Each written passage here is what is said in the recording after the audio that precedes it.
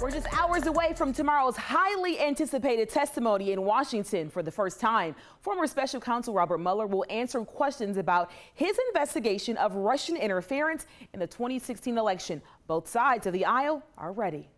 We hope that the testimony will shed light for the American people on the nature of the systematic interference in our election by Russia. According to the Pew Research Center, nearly 2/3 of Americans and a majority of Republicans believe Mueller conducted a fair investigation. Count Georgia Congressman Doug Collins as a skeptic of tomorrow's hearing.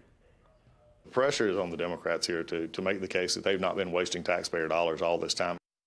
President Trump has said he probably won't watch the hearing, but he did reference what he calls a rigged witch hunt in a tweet earlier tonight. You can watch tomorrow's hearing right here on 11 Alive starting at 8 a.m. All right, thanks a lot, Aisha.